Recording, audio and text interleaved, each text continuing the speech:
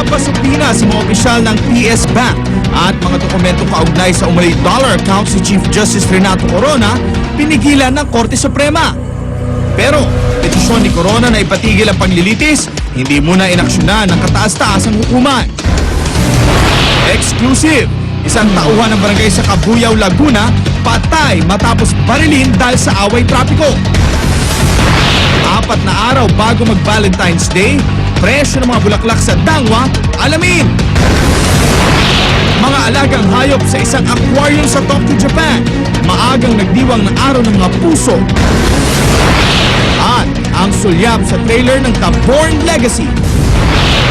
Huwag pahuli, tutok lang sa unang balita. Magandang umaga, narito na mga unang balita.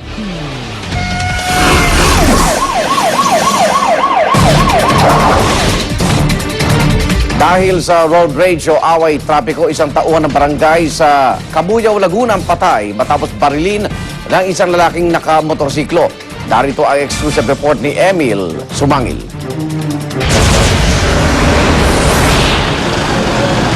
Dito naganap ang krimen sa kahabaan ng National Highway sakop ng barangay Banay-Banay, Cabuyao, Laguna. Ang biktima, ang 35 anyos na si Rodel Apulencia, sekretary ng Barangay Lawa na nasa katabing bayan ng Calamba. Sa investigasyon ng Cabuyao Police, sakay daw ang biktima ng multi-cab na Provincial Government Service Vehicle na ito nang putokan ng suspect na sakay naman ng motorsiklo. Isang putok lang ng una, tapos sunod-sunod na ng huli. Lumabas daw na ang punot dulo ng krimen, alitan sa trapiko. Batay sa mga testigong nakausap ng pulis na tumangging humarap sa kamera. Naghatid ng kanyang kasamahan sa barangay ang biktima sa Cabuyao. Pagparada ng multicab at buksan ng driver ang kanyang pintuan, nasagi daw ang paparating na motorsiklo ng suspect. Dito na raw nagkaroon ng pagtatalo ang driver at suspect. Si Apulencia raw bumaba ng multicab at lumapit sa suspect. Pero maya-maya lang daw, bumunot na ng baril ng suspect mula sa nakasukbit na belt bag sa kamalapitan na pinutokan ng ilang beses si Apulencia. 6 na basyon ng kalibre 45 ang narecover sa crime scene. Nagtalo ko sa pangyayari, hanggang sa naayos naman.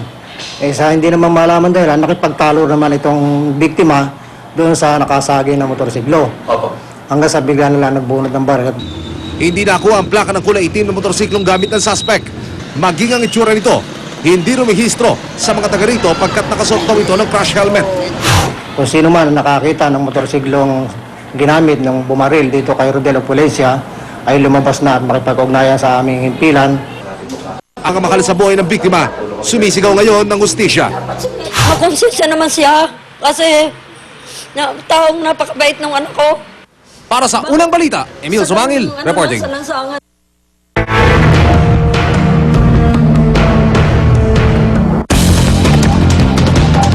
Nadagdagan po ang bilang ng mga patay sa lindol sa Negros Oriental.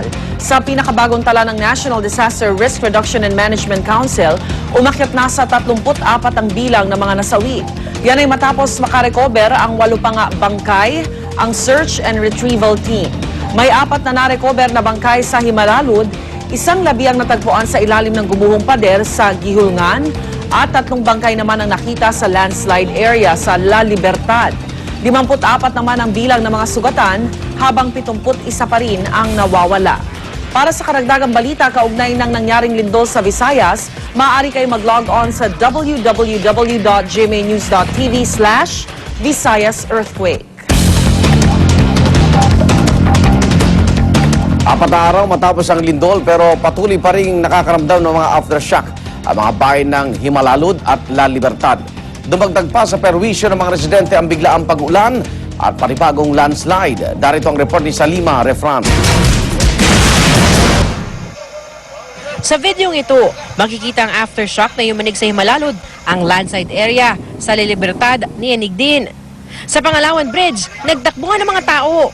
Sa Barangay Sulungon, nanginig ang pala ng backhoe. Pero ang mga rescuer, tuloy lang sa trabaho. Ang mga residente naman, di naalintana ang pagyanig. Pero sa Himalalud, nagsilikas ang maraming residente. Saan niyo po dadalhin si nanay? Sa Tanhay City. Bakit po? Baka maputol na itong tulay. Oo. Punta na kami dun. Di ba maraming bahay doon? Opo. Sa Himalalud, wala na kami titirang doon. Lahat nasira.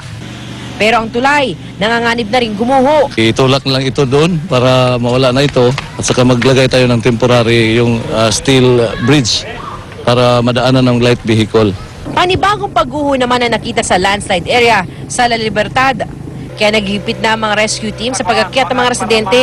Pero may ilang pa rin nagmatigas. Gusto namin makita.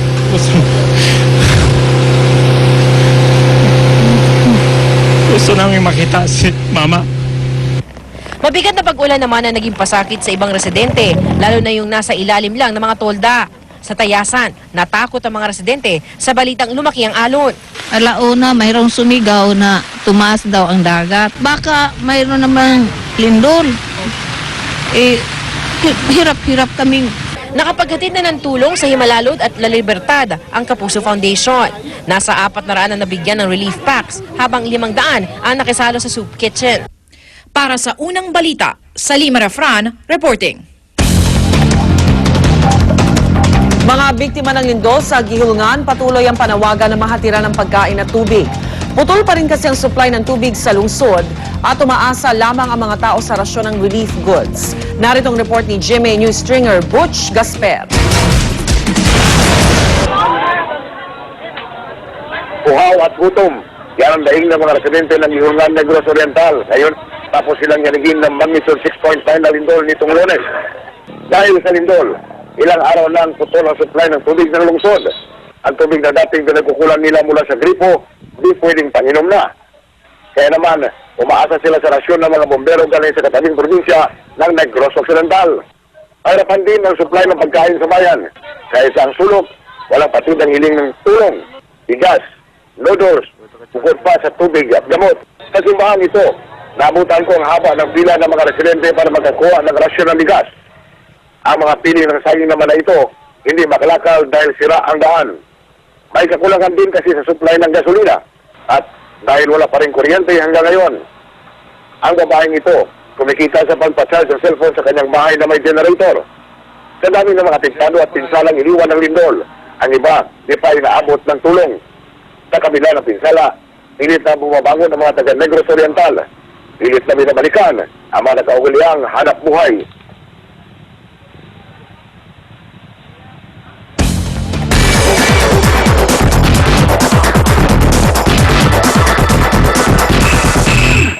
Inalam po ng GMA News sa mga paghahanda ng mga lokal na pamahalaan sa Metro Manila sakaling magkaroon ng malakas na lindol.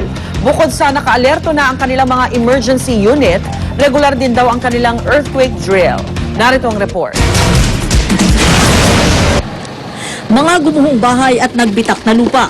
Ito ang bakas na naiwan matapos yanigin ng lindol ang ilang lugar sa Negros Oriental nitong Lunes. At ayon sa Philippine Institute of Volcanology and Seismology o PHIVOLCS, ang ibang bahagi ng bansa maaari rin daw makaranas ng malakas na paggalaw ng lupa. Bawat lugar sa Pilipinas may mga tumatahak na fault o malapit. O di kaya ay nasa harap ng mga trenches. Ito yung mga underwater na special type of fault na kung saan sumusuksok yung mga bloke ng bato under ng mga dagat natin, posibleng makaramdam ng malalakas na pagyanig. Ang Metro Manila hindi raw ligtas sa lindol dahil malapit ito sa West Valley Fault. At paliwanag ng mga eksperto, Hindi masyadong kumikilos ang West Valley Fault. Ang ibig sabihin nito, nag-iipon ng enerhiya at hindi natin alam kung kailan gagalaw to. Ang huling paggalaw nito ay 200 years ago. So parang umabot na tayo sa panahon na posible siyang gumalaw.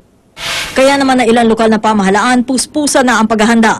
Pinipilit natin na magkaroon lagi ng regular mga drills, no? Especially earthquake drill. Active ang ating Disaster Risk Reduction Management Council kung saan sila nag-recommenda as to what we're going to do in case na may dumating na mga kalamidad. Kasunod ng lindol ang posibleng pagkakaroon ng sunog. Kaya naman sa Muntinlupa City, handa na rin ang ilang equipment na magagamit sa pagtupok ng apoy. Gaya ng fire truck na ito na kayang abutin ng gusali na may taas na 15 palapag. Habang ang rescue van na ito naman may built-in crane na maaaring magamit sa pagsagip ng buhay. Pero bukod sa mga kagamitan, may isa pang hakbangan lungsod para mabawasan ang disgrasya. Compete na rin kami doon sa yung building officials namin sa pag-i-issue ng mga clearances and building permits. Meron naman kaming mga hindi ini-issuehan ng building permit kung sila ay malapit doon sa active fault zone. Para sa unang balita, Sherian Torres reporting.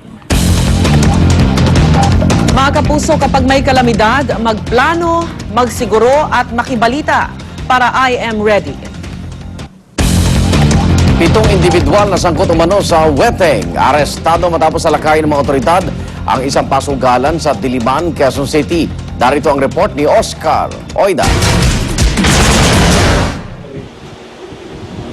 Sa kulungan nagpalipas na magdamag ang 4 na tauhan at 3 kabo umano ng weteng matapos salakayin ng mga pulis ang kanilang iligal na pasugalan sa may CP Garcia, Diliman, Quezon City dakong alas 9 kagabi. Nabawi mula sa mga suspect ang ilang weteng paraphernalia at pera. Pero kapansin-pansing wala umano ang tinatawag na bulilyo o yung ginagamit sa bulahan. Suspetsa ng otoridad, sa ibang lugar pa ginagawa ang pagbola at itinatawag na lang sa mga ito ang